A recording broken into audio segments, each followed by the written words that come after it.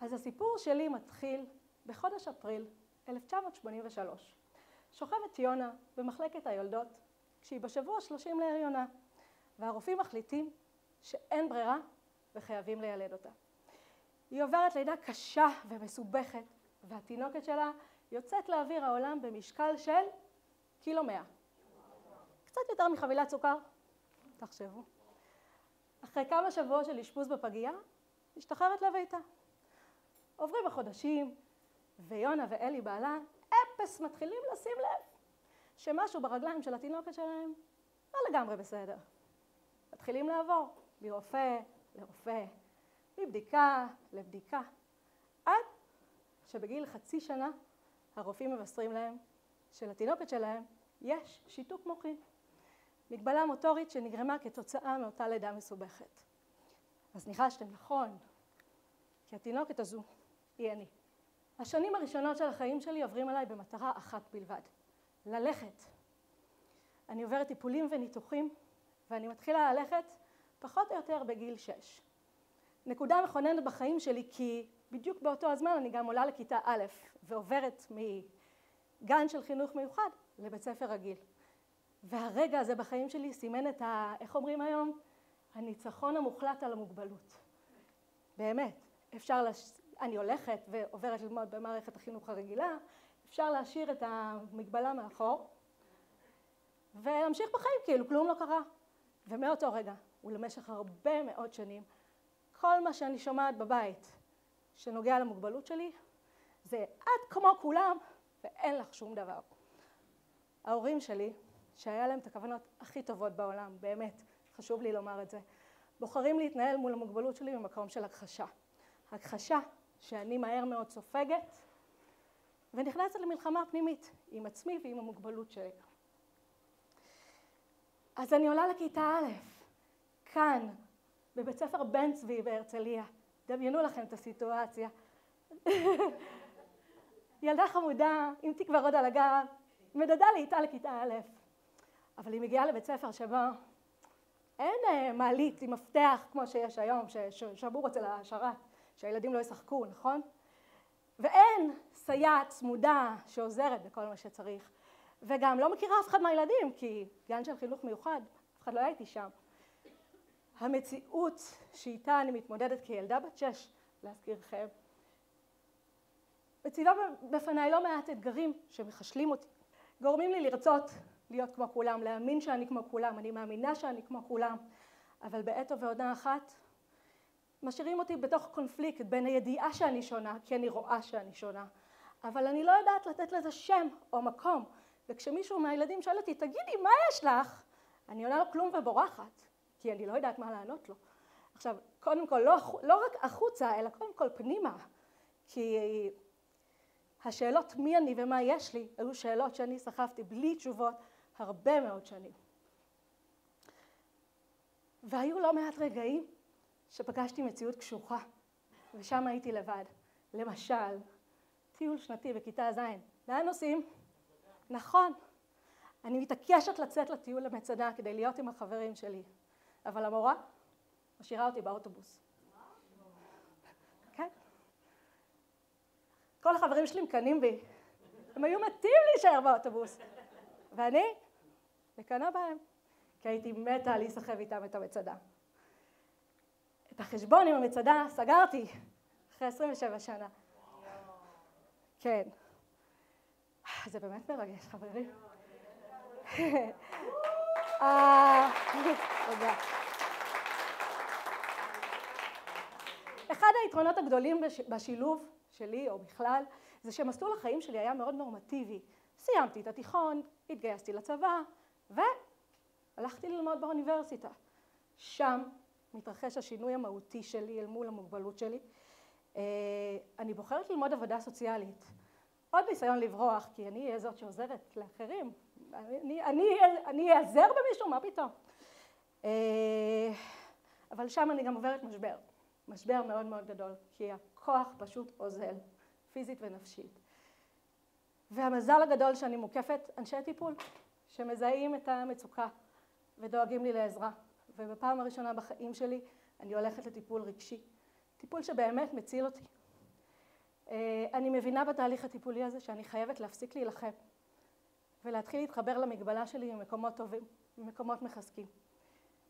והיו כל מיני רגעים, סימנים כאלה שעזרו לי לעשות את זה. אחד מהם היה שיעור באוניברסיטה. יושבת באודיטוריום ענק עם 80 סטודנטים, ועל המצגת רואים אדם עם מוגבלות רוכב על אופני יד. ואני מסתכלת על הדבר הזה ואני אומרת, מה זה? מה הוא עושה? לא מכירה. באמת לא הכרתי עד אז. אני רוצה אבל לעשות את מה שהוא עושה. ואני נחשפת לעמותת אתגרים, עמותה לספורט אתגרי לנכים. אני פונה ומבקשת להצטרף, והם שולחים לי בחזרה טפסי רישום מנייר, עוד לא היה הכל דיגיטלי כמו היום, ואני מכניסה אותם עמוק למגירה, למשך חצי שנה. כי להירשם לפעילות של עמותת אתגרים היה בעצם להודות בפועל שאני שייכת לעולם הזה, וזה היה צעד בלתי אפשרי עבורי. עד שהמטפלת הגאונה שלי אומרת לי יום אחד, תביאי את הטפסים. אנחנו ממלאות את הטפסים ביחד ושולחות אותם. אני מצטרפת לחוג אופני היד בפארק הירקון בתל אביב. בכל יום שישי בבוקר אני עולה על רכבת פה בהרצליה עד לפארק הירקון ועולה על אופניים. רוכבת בפעם הראשונה בחיים שלי, אבל גם בפעם הראשונה בחיים הבוגרים שלי פוגשת אנשים עם מוגבלויות שדומים לי, שאני יכולה להזדהות איתם. שם אני גם פוגשת את גבי, ובאמת שישר היסטוריה. אנחנו פעילים בעמותת אתגרים עד היום עם הבנות שלנו, וזו חוויה מאוד מאוד משמעותית עבור כולנו. הטיול המצדה שראיתם קודם, בלי אתגרים זה לא היה קורה. אני מסיימת את התואר הראשון שלי ומתחילה לחפש עבודה. עוד רעיון ועוד רעיון. ואני מתחילה להבין שעולם העבודה לא מחכה לי בזרועות פתוחות, קשוח. עד שקופצת לי לעין מודעה עם שם שמצלצל, מה זה מוכר? מרכז הספורט של אילן ברמת גן, ספיבק. אני נזכרת שכילדה בת 4 בגן, היינו הולכים לשם לשחות. אז על הקורות חיים שאני שולחת בפקס, מוסיפה פרט אחד קטן בכתב יד שיש לי סיפי, כי שם זה יתרון. אני מגיעה לרעיון עבודה ומתקבלת, ועובדת שם 16 שנה, ממש עד לסוף החודש הזה.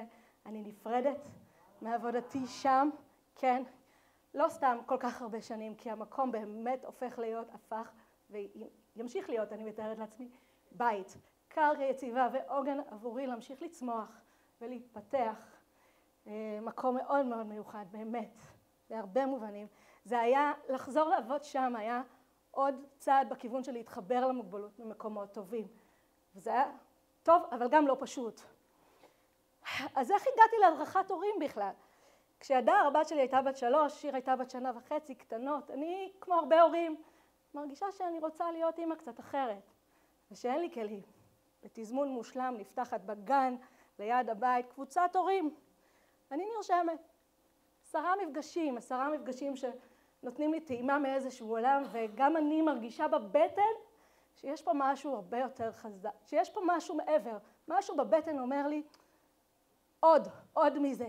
לא עובר הרבה זמן עד שאני נרשמת ללימודים במכון אדלר, כאילו זה היה או ללכת לעוד קבוצה, אבל תלכי ישר למקור, ושם אני מגלה את הפסיכולוגיה האינדיבידואלית של אדלר, ובאמת מוצאת תיאוריה שקודם כל מסבירה לי את עצמי. החוויה הזאת שמישהו כתב עליי תיאוריה, יש משהו שמסביר לי אותי, זה היה חזק. אני מסיימת 4 שנים של לימודים, ומבינה את הכוח האדיר שיש לי ביד, לשלב את כל העולמות, את העבודה הסוציאלית, את ההדרכת הורים, את החיים שלי כילדה עם מוגבלות, כשאני יכולה להדריך הורים לילדים עם מוגבלות, כדי לתקן משהו מחוויית החיים שלי כילדה שהייתה לא פשוטה. קיבלתם טעימה קטנטנה מהסיפור השלם. את הסיפור כולו, כולל התובנות והמסרים שאספתי במהלך חיי, הגעתי להרצאה שלמה, בביז לייב. אני מעבירה אותה לפעם הראשונה ללא עלות, ב-18 למרץ. בבקשה תירשמו ותזמינו את כל מי שאתם מכירים להירשם גם, באמת. אני אשמח לראות אתכם. הפניות טובות עבורי, זה כמובן הורים לילדים עם צרכים מיוחדים, או הורים עם מגבלה כמוני, שזקוקים להכוונה פרטנית והדרכה פרטנית. חברות וארגונים שרוצים להעניק את הקסם של סדנת הורים לעובדים שלהם בארגונים כשירות לעובדים, שהם הורים לילדים עם צרכים מיוחדים או הורים עם מוגבלות בעצמם. חברות וארגונים שרוצים הרצאה. את ההרצאה המלאה שתשמעו ב-18 למרץ שתבואו לביז לייב. ואני מאוד מאוד אשמח לסגור עוד מעגלים פה בעיר הזאת, אם אני אצליח להגיע חזרה לבתי הספר שבהם למדתי. בית ספר בן צבי בהרצליה, חטיבת בן גוריון, תיכון היובל, באמת, וואו, איזה קהל, אוהד, איזה עיניים טובות, כולם בוכים, איזה מדד הדמעות, עובד פה. תודה רבה. כן.